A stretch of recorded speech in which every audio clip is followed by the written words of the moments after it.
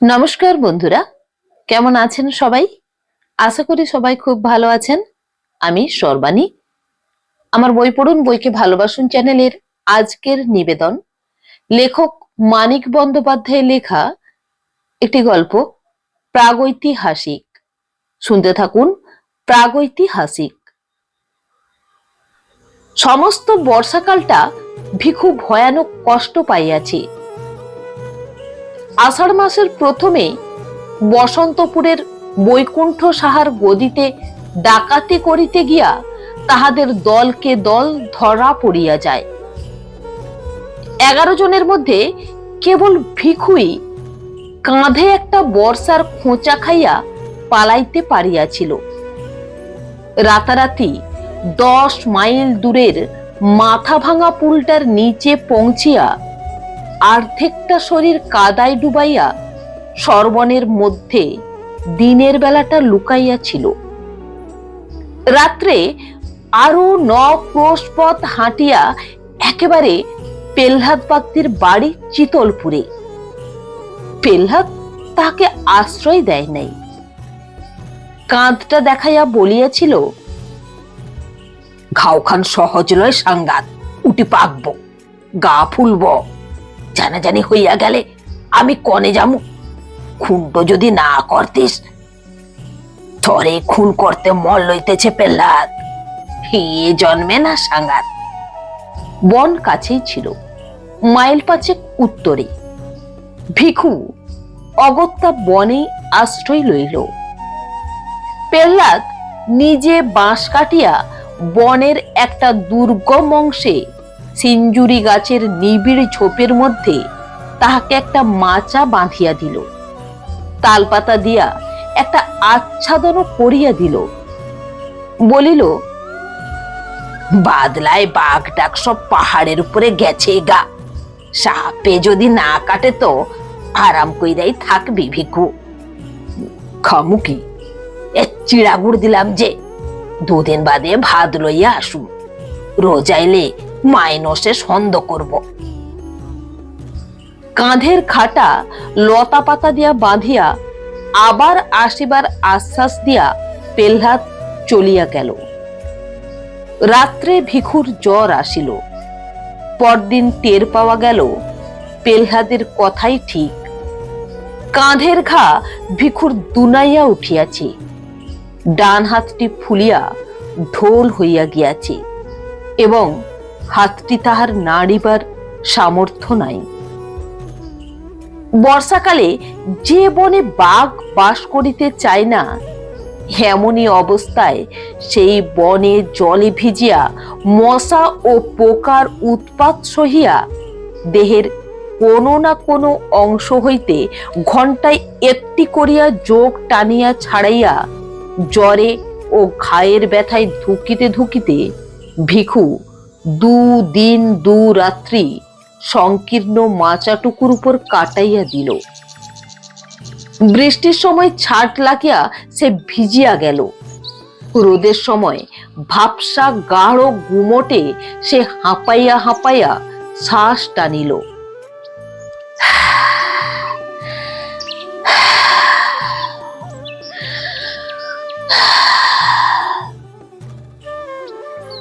পোকার অত্যাচারে দিবা রাত্রি তাহার এক মুহূর্তের স্বস্তি রহিল না। পেহ্লাদ কয়েকটা বিড়ি দিয়া গিয়াছিল, সেগুলি ফুরাইয়া গিয়াছে। 3-4 দিনের মতো চিড়া আছে বটে, কিন্তু গুড় একটুও নাই। গুড় ফুরাইয়াছে, কিন্তু গুড়ের লোভে যে লাল পিঁপড়াগুলি ঝাঁক বাঁধিয়া আসিয়াছিল, তাহারা এখনো মাচার উপরে ভিড় করিয়া আছে। ওদের হতাশার জ্বালা ভিখুই অবিরত ভোগ করিতেছে সর্বাঙ্গী। মনে মনে পেহ্লাদের মৃত্যু কামনা করিতে করিতে ভিখু তবু বাঁচিবার জন্য প্রাণপণে যুঝিতে লাগিল। যেদিন পেহ্লাদের আসবার কথা, সেদিন সকালে কলসির জলটাও তাহার ফুরাইয়া গেল। বিকাল পর্যন্ত পেহ্লাদের জন্য অপেক্ষা করিয়া তৃষ্ণার পীড়ন আর সহিতে না পারিয়া কলসিটা লইয়া সে যে কত কষ্টে খানিক দূরের নালা হইতে আধ কলসি জল ভরিয়া আনিয়া আবার মাচায় উঠিল, তাহার বর্ণনা হয় না। অসহ্য ক্ষুধা পাইলে চিড়া চিবাইয়া সে পেট ভরাইল। এক হাতে ক্রমাগত পোকা ও পিঁপড়াকুলি টিপিয়া মারিল। বিষাক্ত রস শুষিয়া লইবে বলিয়া যোগ ধরিয়া নিজেই খাইয়ের চারিদিকে লাগাইয়া দিল।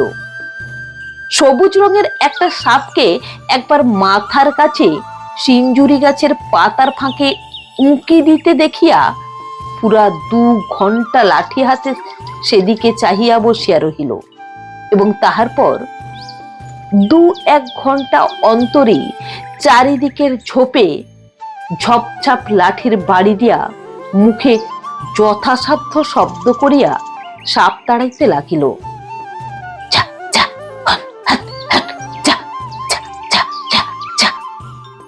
মরিবে না, সে কিছুতেই মরিবে না। বনের পশু যে অবস্থায় বাঁচে না, সেই অবস্থায় মানুষই বাঁচিবেই। পেল্লাদ গ্রামান্তরে কুটুম বাড়ি গিয়াছিল, পরদিনও সে আসিল না। কুটুম বাড়ির বিবাহোৎসবে তাড়িটা নিয়া বেহুশ হইয়া পড়িয়া রহিল।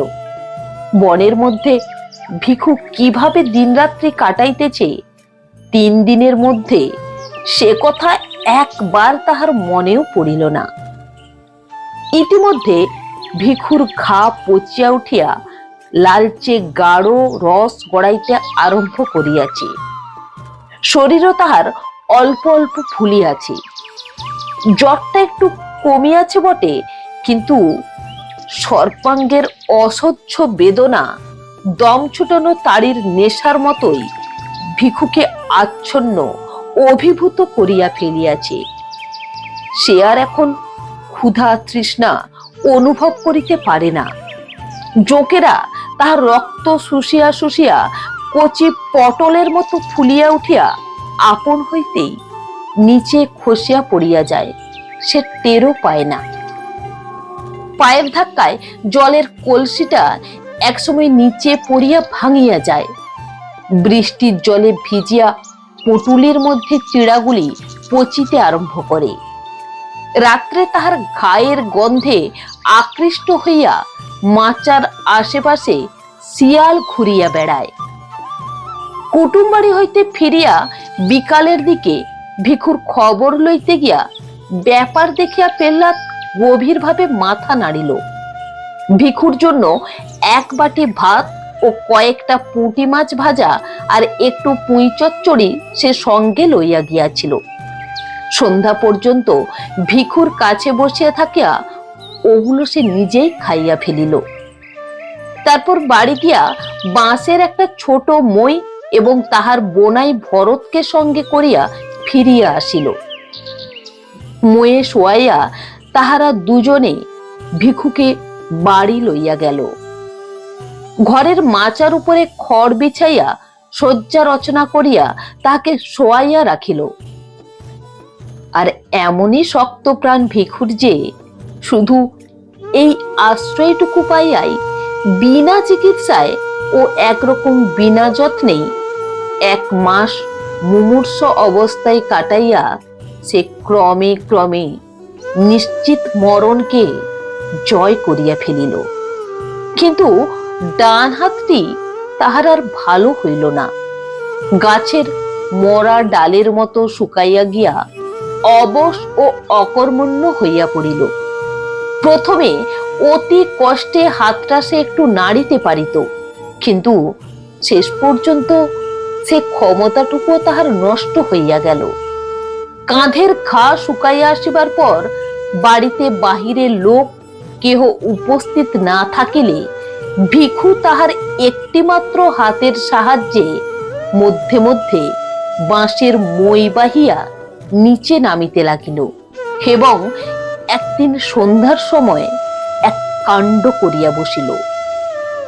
পেল্লাদ সে সময় বাড়ি ছিল না, ভরতের সঙ্গে তাড়িগিলিতে বাহির হইয়া গিয়াছিল। পেল্লাদের বোন গিয়াছিল ঘাটে।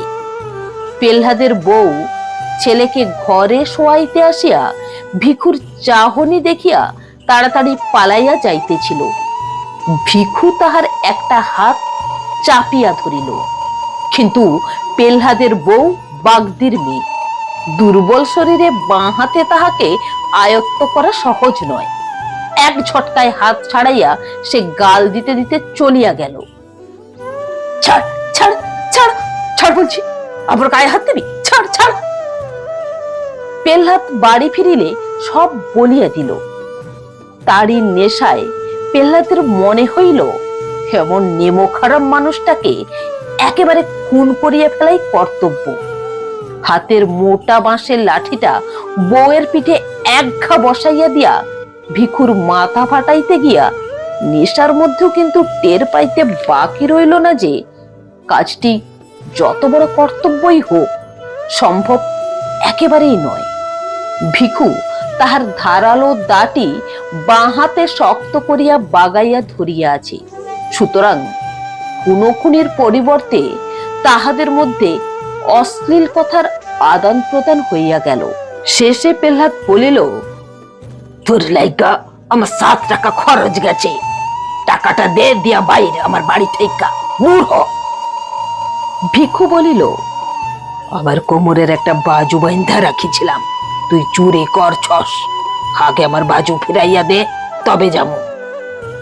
তোর বাজুর খবর জানে কেটা রে? বাজু দে কইলাম পেহ্লাদ, ভালো চাস তো। বাজু না দিলে চা বাড়ির মেজ কর্তার মতো গলাটা তোরে একখানা কোপে 2 ভাগ কইরা ফেলুম, এই তোরে আমি কইয়া রাখলুম। বাজু পালি আমি এখনই যাবো গিয়া। কিন্তু বাজু ভিখু ফেরত পাইল না। তাহাদের বিবাদের মধ্যে ভরত আসিয়া পড়ায় দুজনে মিলিয়া ভিখুকে তাহারা কায়দা করিয়া ফেলিল। পেহ্লাদের বাহুমূলে একটা কামড় বসাইয়া দেওয়া ছাড়া দুর্বল ও পঙ্গু ভিখু আর বিশেষ কিছুই করিয়া উঠিতে পারিল না। পেহ্লাদ ও তাহার বোনাই তাহাকে মারিতে মারিতে আধমরা করিয়া ফেলিয়া বাড়ির বাহির করিয়া দিল। ভিখুর শুকাইয়া আসা ঘা ফাটিয়া রক্ত পড়িতেছিল, হাত দিয়া রক্ত মুছিতে মুছিতে ধুঁকিতে ধুঁকিতে সে চলিয়া গেল।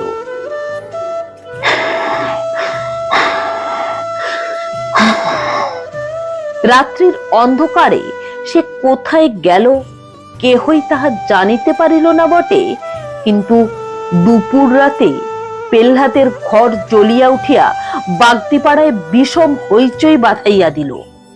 পেহ্লাদ কপাল চাপড়াইয়া বলিতে লাগিল, হায় হায় হায় সর্বনাশ, ঘরকে আমার শনি আইছিল গো, হায় সর্বনাশ, হায় হায় হায়। কিন্তু পুলিশের টানাটানির ভয়ে মুখ ফুটিয়া বেচারি ভিখুর নামটা পর্যন্ত করিতে পারিল না। সেই রাত্রি হইতে ভিখুর আদিম অসভ্য জীবনের দ্বিতীয় পর্যায় আরম্ভ হইল। চিতলপুরের পাশে একটা নদী আছে। পেহ্লাদের ঘরে আগুন দিয়া আসিয়া একটা জেলে ডিঙি চুরি করিয়া ভিখু নদী স্রোতে ভাসিয়া গিয়াছিল। লগি ঠেলিবার সামর্থ্য তাহার ছিল না। একটা চ্যাপ্টা বাঁশকে হালের মতো করিয়া ধরিয়া রাখিয়া সে সমস্ত রাত কোন রকমে নৌকার মুখ সিধা রাখিয়াছিল। সকাল হওয়ার আগে শুধু স্রোতের টানে সে বেশি দূর আগাইতে পারে নাই। ভিখুর মনে আশঙ্কা ছিল, ঘরে আগুন দেওয়ার শোধ লইতে পেহ্লাদ হয়তো তাহার নামটা প্রকাশ করিয়া দিবে। মনের জ্বালায় নিজের অসুবিধার কথাটা ভাবিবে না। পুলিশ বহু দিন যাবৎ তাহাকে ধরিবার চেষ্টা করিতেছে। বৈকুণ্ঠ সাহার বাড়িতে খুনটা হওয়ার ফলে চেষ্টা তাহাদের বাড়ি আছে বই কমে নাই। পেহ্লাদের কাছে খবর পাইলে পুলিশ আশেপাশে চারিদিকেই তাহার খোঁজ করিবে। 20-30 মাইলের মধ্যে লোকালয়ে মুখ দেখানো তাহার পক্ষে বিপদের কথা। কিন্তু ভিখু তখন মরিয়া হইয়া উঠিয়াছে। কাল বিকাল হইতে সে কিছু খায় নাই। দুজন জোয়ান মানুষের হাতে বেদম মার খাইয়া এখনো দুর্বল শরীরটা তাহার ব্যথায় আড়ষ্ট হইয়া আছে।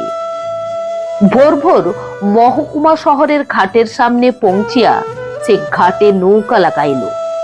নদীর জলে ডুবিয়া ডুবিয়া স্নান করিয়া গায়ে রক্তের চিহ্ন ধুইয়া ফেলিয়া শহরের ভিতরে প্রবেশ করিল।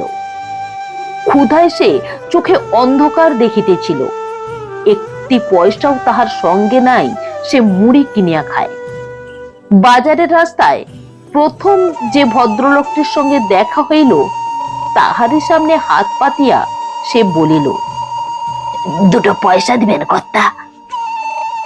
তাহার মাথার জট বাঁধা চাপ চাপ রুক্ষ ধূসর চুল ও কোমরে জড়ানো মাটির মতো ময়লা ছেঁড়া নেকড়া আর দড়ির মতো শীর্ণ দোদুল্যমান হাতটি দেখিয়া ভদ্রলোকটির বুঝি দয়াই হইল। তিনি তাহাকে একটি পয়সা দান করিলেন। ভিখু বলিল, একটা দিলেন বাবু, আর একটা দেন। ভদ্রলোক চটিয়া বলিলেন, একটা দিলাম তাতে হলো না, ভাগ। এক মুহূর্তের জন্য মনে হইল ভিখু বুঝি তাহাকে একটা বিশ্রী গালি দিয়া বসে, কিন্তু সে আত্মসম্বরণ করিল। গাল দেওয়ার বদলে আরক্ত চোখে তাহার দিকে একবার কটমট করিয়া তাকাইয়া সামনের মুড়ি মুড়কির দোকানে গিয়া পয়সাটা দিয়া মুড়ি মুড়কি কিনিয়া বগ্রাসে গিলিতে আরম্ভ করিল। সেই হইল তাহার ভিক্ষা করিবার হাতে খড়ি। কয়েকদিনের ভিতরেই সে পৃথিবীর বহু পুরাতন ব্যবসাটির এই প্রকাশ্যতম বিভাগের আইন কানুন সব শিখিয়া ফেলিল। আবেদনের ভঙ্গি ও ভাষা তাহার জন্ম ভিখারির মতো আয়ত্ত হইয়া গেল। শরীর এখন আর সে একেবারে সাফ করে না।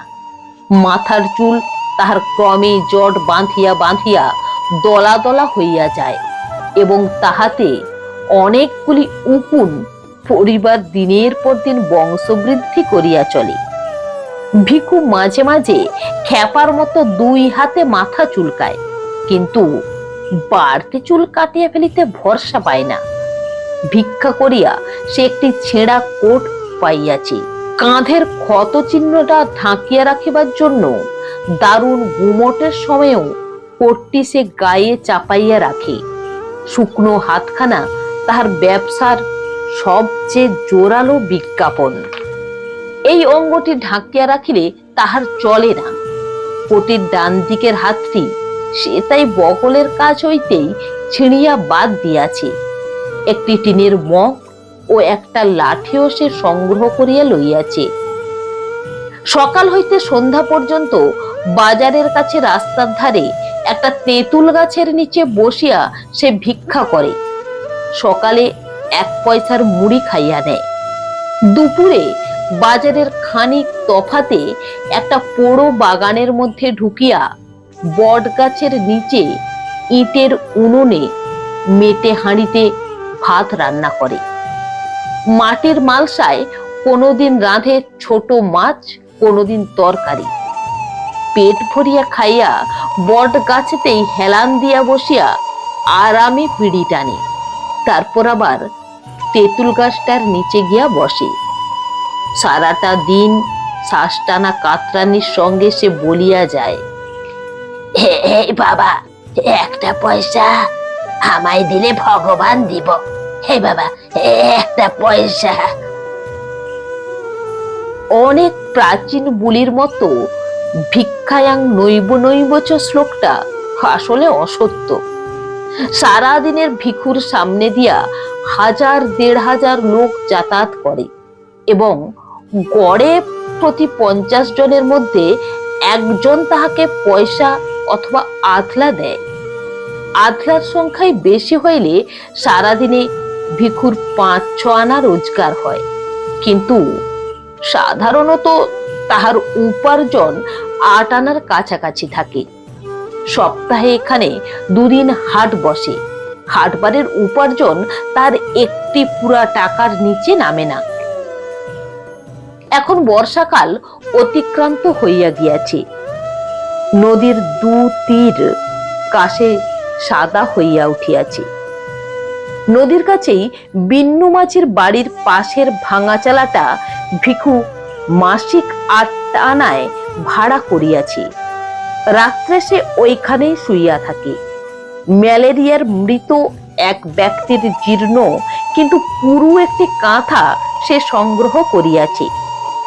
লোকের বাড়ির খড়ের গাদা হইতে চুরি করিয়া আনা খড় বিছাইয়া তাহার উপর কাঁথাটি পাতিয়া সে আরাম করিয়া ঘুমায়। মাঝে মাঝে শহরের ভিতরের গৃহস্থ বাড়িতে ভিক্ষা করিতে গিয়া সে কয়েকখানা ছেঁড়া কাপড় পাইয়াছে, তাই পুটলি করিয়া বালিশের মতো ব্যবহার করে।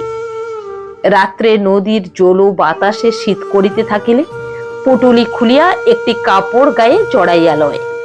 সুখে থাকিয়া এবং পেট ভরিয়া খাইয়া কিছু দিনের মধ্যে ভিখুর দেহে পূর্বের স্বাস্থ্য ফিরিয়া আসিল।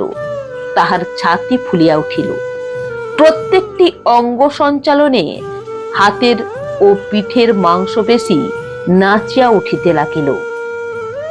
অবরুদ্ধ শক্তির উত্তেজনায় ক্রমে ক্রমে তাহার মেজাজ উদ্ধত ও অসহিষ্ণু হইয়া পড়িল। অভ্যস্ত বুলি আওড়াইয়া কাতর ভাবে সে এখনো ভিক্ষা চায়, কিন্তু ভিক্ষা না পাইলে তাহার ক্রোধের সীমা থাকে না। পথে লোকজন না থাকিলে তাহার প্রতি উদাসীন প্রতীককে সে অশ্লীল গাল দিয়া বসে। 1 পয়সার জিনিস কিনিয়া ভাও না পাইলে দোকানিকে মারিতে উঠে। নদীর ঘাটে মেয়েরা স্নান করিতে নামিলে ভিক্ষা চাহিবার ছলে জলের ধারে গিয়া দাঁড়ায়। মেয়েরা ভয় পাইলে সে খুশি হয়। হ্যাঁ, কে ওটা, কে রে? এবং সরিয়া যাইতে বলিলে নড়ে না। দাঁত বাহির করিয়া দুর্নিবিত হাসি হাসে।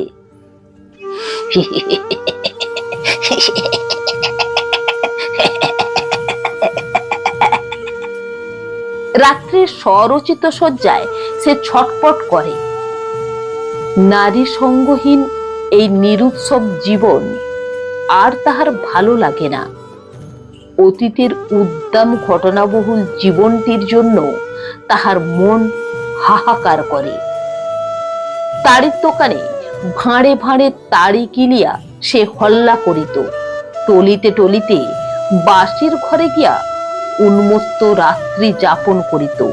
আর মাঝে মাঝে দল বাঁধিয়া গভীর রাত্রে গৃহস্থের বাড়ি চড়াও হইয়া সকলকে মারিয়া কাটিয়া টাকা ও গহনা লুটিয়া রাতারাতি উধাও হইয়া যাইত। স্ত্রীর চোখের সামনে স্বামীকে বাঁধিয়া মারিলে তাহার মুখে যে অবর্ণনীয় ভাব দেখা দিত, আর পুত্রের অঙ্গ হইতে ফিনকি দিয়া রক্ত ছুটিলে মা যেমন করিয়া আর্তনাদ করিয়া উঠিত, মশালের আলোয় সে দৃশ্য দেখা আর আর্তনাদ শোনার চেয়ে উন্মাদনাকর নেশার কি আছে? পুলিশের ভয়ে গ্রাম হইতে গ্রামান্তরে পালাইয়া বেড়াইয়া আর বন জঙ্গলে লুকাইয়া থাকিয়াও যেন তখন সুখী ছিল। তাহার দলের অনেকেই বারবার ধরা পড়িয়া জেল খাটিয়াছে, কিন্তু জীবনে একবারের বেশি পুলিশ তাহার নাগাল পায় নাই। রাঘু বাগদির সঙ্গে পাহানার শ্রীপতি বিশ্বাসের বোনটাকে যেবার সে চুরি করিয়াছিল, সেইবার 7 বছরের জন্য তাহার কয়েদ হইয়াছিল, কিন্তু 2 বছরের বেশি কেহ তাহাকে জেলে আটকাইয়া রাখিতে পারে নাই। এক বর্ষার সন্ধ্যায় জেলের প্রাচীর ডিঙাইয়া সে পালাইয়াছিল। তারপর একা সে গৃহস্থ বাড়িতে খড়ের বেড়া কাটিয়া চুরি করিয়াছে। দিনে দুপুরে পুকুর ঘাটে একাকিনী গৃহস্থ বধূর মুখ চাপিয়া গলার হার হাতের বালা খুলিয়া লইয়াছে। রাঘুর বউকে সঙ্গে নিয়া নোয়াখালী হইয়া সমুদ্র ডিঙাইয়া পাড়ি দিয়াছে একেবারে হাতিয়ায়। 6 মাস পরে রাঘুর বউকে হাতিয়ায় ফেলিয়া আসিয়া পর পর 3 বার 3টা দল করিয়া দূরে দূরে কত গ্রামে যে ডাকাতে করিয়া বেড়াইয়াছে, তাহার সবগুলির নামও এখনো তাহার স্মরণ নাই। তারপর এই সেদিন বৈকুণ্ঠ সাহার মেজ ভাইটার গলাটা সে দায়ের এক কোপে দুফাক করিয়া দিয়া আসিয়াছে। কি জীবন তাহার ছিল, এখন কি হইয়াছে? মানুষ খুন করিতে যাহার ভালো লাগিত, সে আজ ভিক্ষা না দিয়া চলিয়া গেলে পথচারীকে একটু টিটকারি দেওয়ার মধ্যে মনের জ্বালা নিঃশেষ করে। দেহের শক্তি তাহার এখনো তেমনি অক্ষুণ্ণ আছে, সে শক্তি প্রয়োগ করিবার উপায়টা তাহার নাই। কত দোকানে গভীর রাত্রে সামনে টাকার থোক সাজাইয়া একা বসিয়া দোকানে হিসাব মেলায়। বিদেশ কত কত পুরুষের গৃহে মেয়েরা থাকে একা। এদিকে ধারালো একটা অস্ত্র হাতে ওদের সামনে হুমকি দিয়া পড়িয়া একদিনে বড়লোক হওয়ার পরিবর্তে বিন্নু মাঝির চালাটার নিচে সে চুপচাপ শুইয়া থাকে।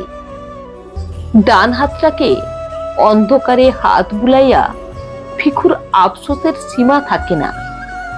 সংসারের অসংখ্য ভীরু ও দুর্বল নরনারীর মধ্যে এত বড় বুকের পাটা আর এমন একটা জোরালো শরীর নিয়ে শুধু একটা হাতের অভাবে সে যে মরিয়া আছে, এমন কপালও মানুষের হয়? তবু এর দুর্ভাগ্য সে সহ্য করিতে পারে। আপোষে নিবৃত্তি। একা ভিখু আর থাকিতে পারে না। বাজারে ঢুকিবার মুখেই একটি ভিখারিনী ভিক্ষা করিতে বসে। বয়স তাহার বেশি নয়, দেহের বাঁধুনিও বেশ আছে, কিন্তু একটা পায়ে হাঁটুর নিচে হইতে পায়ের পাতা পর্যন্ত তাহার থকথকে তৈলাক্ত ঘা। এই ঘায়ের জোরে সে ভিখুর চেয়ে বেশি রোজগার করে, সেজন্য ঘাটিতে সে বিশেষ যত্নে সারিতে দেয় না। ভিখু মধ্যে মধ্যে গিয়া তাহার কাছে বসে, বলে, ঘাটি সারব না লয়? ভিখারিনী বলে, খুব আসু দিলে ওখানে সারে। ভিখু সাগ্রহে বলে, সারা তবে অসু দিয়া চটপট সারাই গেল। ঘাটে সারলে তোর আর ভিক মাগতে হইব না, জানস আমি তোরে রাখুম। আমি থাকলি তো? কেন থাকবি না? কেন খাওয়ামু পরামু আরামে রাখুম, পায়ের পর পারনি পাটি দিয়া গাঁট হইয়া বইয়া থাকবি, না করস তুই কিসে লেগে? অত সহজে ভুলিবার মেয়ে ভিখারিনী নয়। খানিকটা তামাক পাতা মুখে গুজিয়া সে বলে, দুদিন বাদে মরে যখন তুই খেদাইয়া দিবি, ঘাটে মুই তখন পামু কানে। ভিখু আজীবন একনিষ্ঠতার প্রতিজ্ঞা করে, সুখে রাখিবার লোভ দেখায়, কিন্তু ভিখারিনী কোনো মতে রাজি হয় না। ভিখু ক্ষুণ্ণ মনে ফিরিয়ে আসে। এদিকে আকাশে চাঁদ ওঠে, নদীতে জোয়ার ভাটা হয়, শীতের আমেজে বায়ুস্তরে মাদকতা দেখা দেয়। ভিখুর চালার পাশে কলা বাগানে চাপা কলার কাঁদি শেষ হইয়া আসে। বিন্নু মাঝি কলা বিক্রির পয়সায় বউকে রূপার গোট কিনিয়া দেয়। তালের রসের মধ্যে নেশা ক্রমে ঘোরালো ও জমাট হইয়া ওঠে। ভিখুর প্রেমের উত্তাপে ঘৃণা উবিয়া যায়। এদিকে সে নিজেকে আর সামলাইয়া রাখিতে পারে না। একদিন সকালে উঠিয়াই সে ভিখারিনীর কাছে যায়, বলে, আচ্ছা ল খালইয়া চল। ভিখারিনী বলে, আগে এইবার পারো নাই, যা এখন মর গিয়া আকার তালে ছালি খা গিয়া। কেন ছালি খাওয়ানোর কথা ডাকি? তোর লাইগা হাঁ কাইরা বসে আছি ভাবজাস্তেই বটে, আমি উয়ার সাথে রয়েছি। ওদিকে তাকাইয়া ভিখু দেখিতে পায় তাহারই মতো জোয়ান দাড়িওয়ালা এক খঞ্জ ভিখারি খানিক তফাতে আসন করিয়াছে। তাহার ডান হাতটির মতো ওর একটি পা হাঁটুর নিচে শুকাইয়া গিয়াছে। বিশেষ যত্ন সহকারে এই অংশটুকু সামনে মেলিয়া রাখিয়া সে আল্লাহর নামে সকলের দয়া প্রার্থনা করিতেছে। পাশে পড়িয়া আছে কাঠের একটা কৃত্রিম ভ্রস্যপা। ভিখারিনী আবার বলিল, বসাস যে, যা পালাইয়া যা, দেখলি খুন কইরা ফেলবো, কইয়া দিলুম। ভিখু বলে, আরে থক, খুন অমন সব হালাই করিতেছে, উয়ার মতো 10টা মাইনসেরে আমি একা ঘাইল কইরা দিবাই পারতাম, তা জানস? ভিখারিনী বলে, পারস তো জানা, উয়ার সাথে লাগ না গিয়া, আমার কাছে কি? উয়ারে তুই ছাড়ান দে, আমার কাছে চ। ইরি সোনা, তেমন খানা গা দেখা পিছাইছিলি, তোর লাগে আর খাতির কিসে হালার পুর? উয়ারে ছাড়ুন কেন, উয়ার মতো তুই কামাস, ঘর আছে তোর, ভাগবি তো ভাগ, নাইলে গাল দিমু কইলা। ভিখু তখনকার মতো প্রস্থান করে, কিন্তু হাল ছাড়ে না। ভিখারিনীকে একা দেখিলেই কাছে আসিয়া দাঁড়ায়, ভাব জমাইবার চেষ্টা করিয়া বলে, তোর নামটা কি রে? এমনি তাহারা পরিচয়হীন যে এতকাল পরস্পরের নাম জিজ্ঞাসা করিবার প্রয়োজনও তাহারা বোধ করে নাই। ভিখারিনী কালো দাঁতের ফাঁকে হাসে, ফেল লাগতে চাস?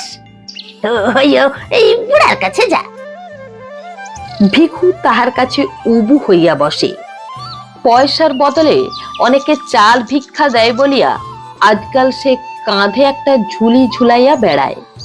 ঝুলির ভিতর হইতে একটা প্রকাণ্ড মর্তমান কলা বাহির করিয়া ভিখারিনীর সামনে রাখিয়া বলে, খা, তোর লেগে চুরি কইরা আনছি। ভিখারিনী তৎক্ষণাৎ খোসা ছাড়াইয়া প্রেমিকের দান আত্মসাৎ করে, খুশি হইয়া বলে, নাম শুনবার চাস? পাঁচি কয় মরে, পাঁচি, তুই কলা দিছাস, নাম কইলাম, এবারে ভাগ। ভিখু উঠিবার নাম করে না। অত বড় একটা কলা দিয়া শুধু নাম শুনিয়া খুশি হওয়ার মতো শৌখিন সে নয়। যতক্ষণ পারে ধুলার উপর উবু হইয়া বসিয়া পাঁচির সঙ্গে সে আলাপ করে। ওদের স্তরে নামিয়া না গেলে সে আলাপকে কেহ আলাপ বলিয়া চিনিতে পারিবে না, মনে হইবে পরস্পরকে তাহারা যেন গালি দিতেছে। পাঁচির সঙ্গীটির নাম বসির, তাহার সঙ্গেও সে একদিন আলাপ জমাইবার চেষ্টা করিল। সেলাম মিয়া। বসির বলিল, এদিকে ঘোরাফেরা কি জন্যে? সেলাম মিয়া হতিছে, লাঠির এক ঘায়ে সিটি ছেদা দিব নে। দুজনে খুব খানিকটা গালাগালি হইয়া গেল। ভিখুর হাতে লাঠি ও বসিরের হাতে মস্ত একটা পাথর থাকায় মারামারিটা আর হইল না। নিজের তেঁতুল তলার তলায় ফিরে যাওয়ার আগে ভিখু বলিল, র, তোরে নিপাত করতেছি। বসির বলিল, ফের উয়ার সাথে বাতচিত করলি জানে মাইরা দিমু, আল্লাহর কিরে। এই সময় ভিখুর উপার্জন কমিয়া আসিল। পথ দিয়া প্রত্যহ নূতন নূতন লোক যাতায়াত করে না। একেবারে প্রথমবারের জন্য যাহারা পথটি ব্যবহার করে, দৈনন্দিন পথিকদের মধ্যে তাহাদের সংখ্যা 2 মাসের ভিতরেই মুষ্টিমেয় হইয়া আসে। ভিখুকে একবার যাহারা একটি পয়সা দিয়েছে, পুনরায় তাহাকে দান করিবার প্রয়োজন তাহাদের অনেকেই বোধ করে না। সংসারে ভিখারির অভাব নাই। কোন রকমে ভিখুর পেট চলিতে লাগিল। হাটবাদ ছাড়া রোজগারের একটি পয়সাও সে বাঁচাইতে পারিল না। সে ভাবনায় পড়িয়া গেল। শীত পড়িলে খোলা চালের নিচে থাকা কষ্টকর হইবে। যেখানে হোক চারদিক ঘেরা যেমন তেমন ঘর একখানা তাহার চাই। মাথা গুজিবার একটা ঠাঁই আর দুবেলা খাইতে না পাইলে কোনো যুবতী ভিখারিনী তাহার সঙ্গে বাস করিতে রাজি হইবে না। অথচ উপার্জন তাহার যেভাবে কমিয়া আসিতেছে, এভাবে কমিতে থাকিলে শীতকালে নিজেই হয়তো সে পেট ভরিয়া খাইতে পারিবে না। যেভাবে হোক আয় তাহাকে বাড়াতেই হইবে। এখানে থাকিয়া আয় বাড়াইবার কোনো উপায় সে দেখিতে পায় না। চুরি ডাকাতিরও উপায় নাই, মজুর খাটিবার উপায় নাই।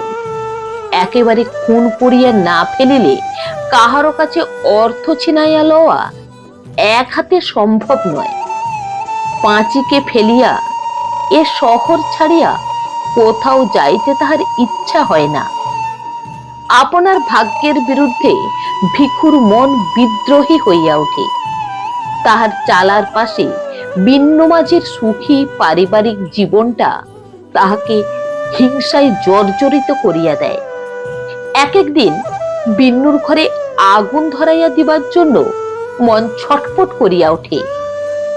নদীর ধারে খেপার মতো ঘুরিতে ঘুরিতে মাঝে মাঝে তাহার মনে হয় পৃথিবীর সমস্ত পুরুষকে হত্যা করিয়া পৃথিবীর যত খাদ্য, যত নারী আছে একা সব দখল করিতে না পারিলে তাহার তৃপ্তি হইবে না। আরো কিছুকাল ভিখু এমনই অসন্তোষের মধ্যে কাটাইয়া দিল। তারপর একদিন গভীর রাত্রে ঝুলির মধ্যে তার সমস্ত মূল্যবান জিনিস ভরিয়া জমানো টাকা কটি কোমরের কাপড়ে শক্ত করিয়া বাঁধিয়া ভিখু তাহার চালা হইতে বাহির হইয়া পড়িল। নদীর ধারে একদিন সে হাতখানিক লম্বা একটা লোহার শিক কুড়াইয়া পাইয়াছিল।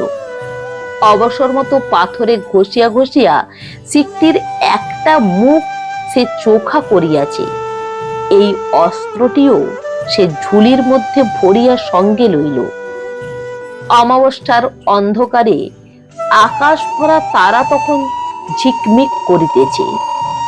ঈশ্বরের পৃথিবীতে শান্ত স্তব্ধতা। বহুকাল পরে মধ্যরাত্রির জনহীন জগতের মধ্যে ভয়ানক একটা কল্পনা নিয়া বিচরণ করিতে বাহির হইয়া ভিখুর সহসা অকথনীয় উল্লাস বোধ হইল। নিজের মনে অস্ফুট স্বরে সে বলিয়া উঠিল, পাটে লইয়া ডানটিরে যদি রেহাই দিতা ভগবান।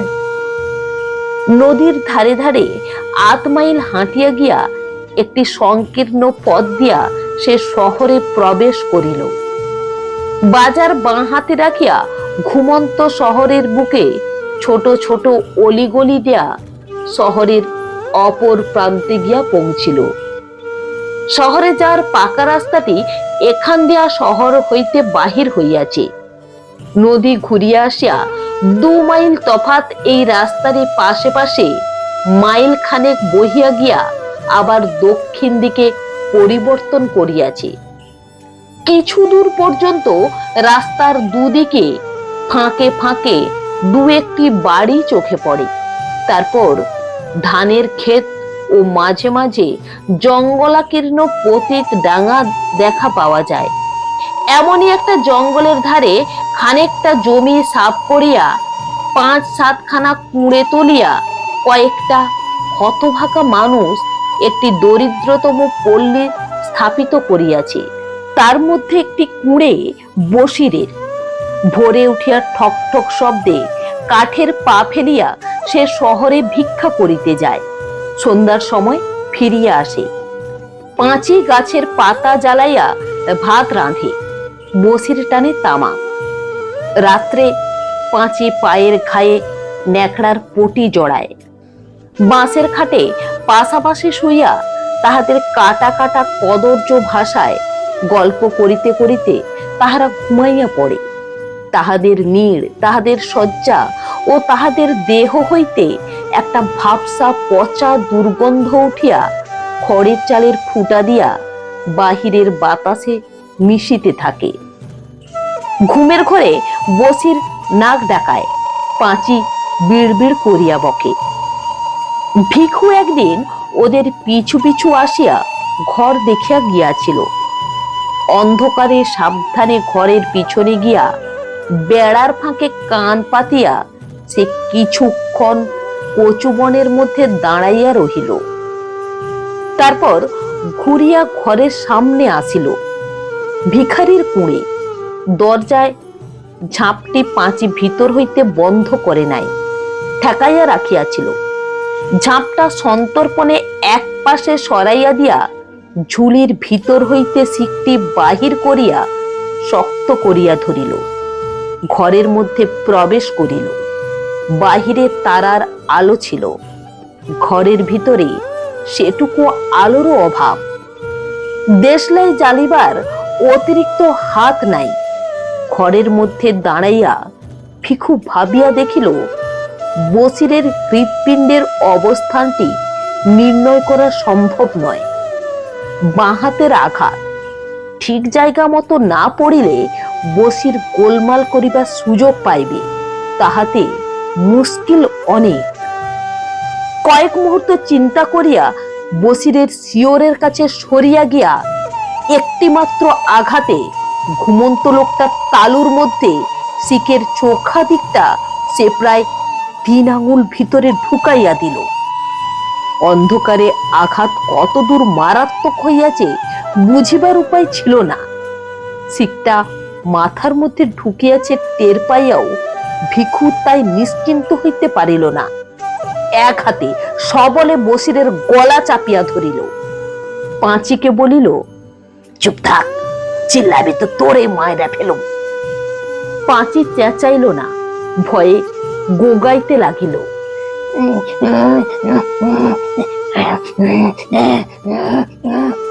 ভিখু তখন আবার বলিল, একটুকু আওয়াজ লয়, ভালো চাস তো একদম চুপ মাইরা থাক। বসির নিষ্পন্দ হইয়া গেলে ভিখু তাহার গলা হইতে হাত সরাইয়া নিল। দম নিয়া বলিল, আলোটা জ্বালাইয়া দে পাঁচি। পাঁচি আলো জ্বালিলে ভিখু পরম তৃপ্তির সঙ্গে নিজের কীর্তি চাহিয়া দেখিল। একটি মাত্র হাতের সাহায্যে অমন জোয়ান মানুষটাকে ঘায়েল করিয়া গর্বে তাহার সীমা ছিল না। পাঁচির দিকে তাকাইয়া সে বলিল, দেখছাস কে ডাকারে খুর করলা, দেখছাস? তখন পই পই কইরা কইলাম, মিয়া ভাই ঘোড়া ঢিঙাইয়া খাস খাইবার লারবা গো, ছাড়ান দেও। শুই না মিয়া ভাইয়ের আইলো গোসা, কয় কিনা সির ছেঁচা দিমু। দেন গো দেন, সিটটা আমার ছেঁচা দেন মিয়া ভাই। বসিরের মৃতদেহের সামনে ব্যঙ্গ ভরে মাথাটা একবার নত করিয়া ভিখু মাথা দুলাইয়া দুলাইয়া হা হা করিয়া হাসিতে লাগিল।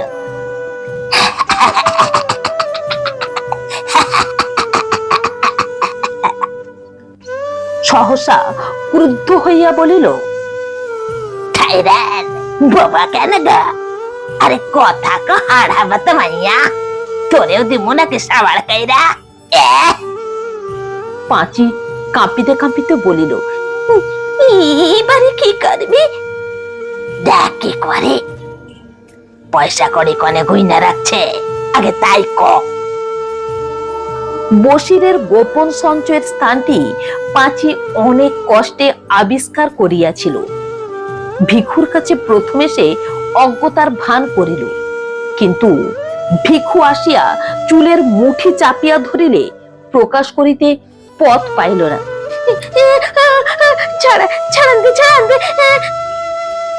বসিরের সমস্ত জীবনের সঞ্চয় কম নয়, টাকায় আধুলিতে 100 টাকার উপর। একটা মানুষকে হত্যা করিয়া ভিখু পূর্বে ইহার চেয়ে বেশি উপার্জন করিয়াছে, তবু সে খুশি হইল।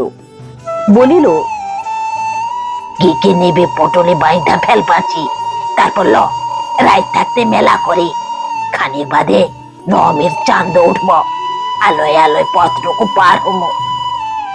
পাঁচি পুটুলি বাঁধিয়া লইল, তারপর ভিখুর হাত ধরিয়া খোঁড়াইতে খোঁড়াইতে ঘরের বাহির হইয়া রাস্তায় গিয়া উঠিল। পূর্বাকাশের দিকে চাহিয়া ভিখু বলিল, অখনে চাঁদ উঠবে পাঁচি। পাঁচি বলিল, আমরা যাবো কনে? সদর ঘাট, ঘাটে নাও চুরি করো। বিহানে চিপতিপুরের সামনে জংলার মধ্যে ঢুইকা থাকুম। রাইতে একদম সদর পা চালাইয়া চপাঁচি 1 কোষ পথ হাঁটন লাগব। পায়ের ঘা নিয়ে তাড়াতাড়ি চলিতে পাঁচির কষ্ট হইতেছিল। ভিখু সহসা এক সময় দাঁড়াইয়া পড়িল, বলিল, পায়ে নে তুই ব্যথা পাস পাঁচি? ব্যথা জানাই। পিঠে চাপামো? পারবে কেন? পারো, আয়। ভিখুর গলা জড়াইয়া ধরিয়া পাঁচি তাহার পিঠের উপর ঝুলিয়া রহিল। তাহার দেহের ভারে সামনে ঝুঁকিয়া ভিখু জোরে জোরে পথ চলিতে লাগিল। পথের দুদিকে ধান ক্ষেতের আবছা আলোয় নিঃসাড়ে পড়িয়া আছে। দূরের গ্রামের গাছপালার পিছন হইতে নবমীর চাঁদ আকাশে উঠিয়া আসিয়াছে। ঈশ্বরের পৃথিবীতে শান্ত স্তব্ধতা। হয়তো ওই চাঁদ আর এই পৃথিবীর ইতিহাস আছে, কিন্তু যে ধারাবাহিক অন্ধকার মাতৃগর্ভ হইতে সংগ্রহ করিয়া দেহের অভ্যন্তরে লুকাইয়া ভিখু ও পাঁচি পৃথিবীতে আসিয়াছিল, এবং যে অন্ধকার তাহারা সন্তানের মাংসল আবেষ্টনীর মধ্যে গোপন রাখিয়া যাইবে, তাহা প্রাগৈতিহাসিক। পৃথিবীর আলো আজ পর্যন্ত তাহার নাগাল পায় নাই, কোনো দিন পাইবেও না। বন্ধুরা, আমার এই গল্প পাঠ যদি আপনাদের ভালো লেগে থাকে, তাহলে আমার গল্পটিতে একটি লাইক দিয়ে আমার চ্যানেলটি সাবস্ক্রাইব করে আমার সঙ্গে থাকার অনুরোধ রইল। নমস্কার।